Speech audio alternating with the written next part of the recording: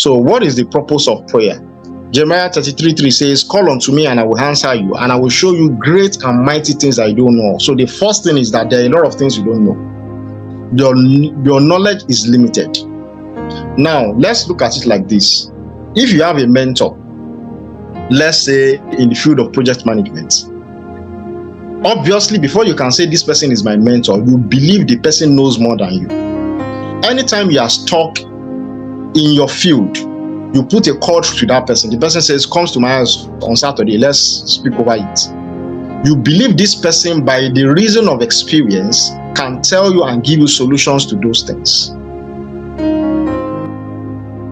Now, imagine God, the all-knowing God, who knows everything, who created you, who knows every detail, who looks at things from every dimension. You know, there's a difference between 2 dimension, 3 dimension, and every dimension.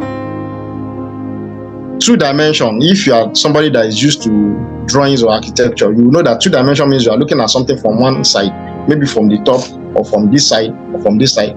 But when it comes to 3 dimension, you are looking at it from more than one angle. So you can see different sides. You can see this side, this side. At times you can see maybe the top and 2 sides. But God looks at things from every dimension. So he knows all things. That is the God you are praying to. So whenever you go to God in the place of prayer, don't go to God with the mindset of, I know what God's supposed to do. The purpose of prayer is to speak your mind to that mentor, in quotes, in order for him to give you his own mind. The mind of God has to always supersede your own mind when it comes to the place of prayer. So the purpose of prayer is to reveal the mind of God. That's what I'm saying. To reveal his perfect will. It is not for show off.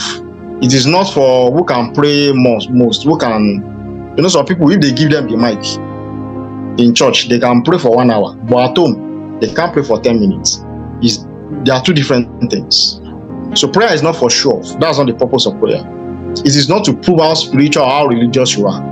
It is genuinely seeking the face of God, the all-knowing God, the one that knows all dimensions, that sees from every dimension. That is prayer. So prayer should be born out of the knowledge that the more we pray, the more we know ourselves, adjust our desires, align ourselves towards the move of God on the earth. Someone once said, if he goes to God and God says you are a thief, even if he has not stolen before in his life, he will say, yes, I'm a thief. Because you have to understand that God knows all things. And God can speak from different dimensions. From the past, from the present, from the future. It is in the place of prayer, staying in the presence, that you will understand, okay, which perspective is God speaking from for him to have said this. That's how you will know how to address those situations. That's why many times people receive prophecy and it doesn't come to pass.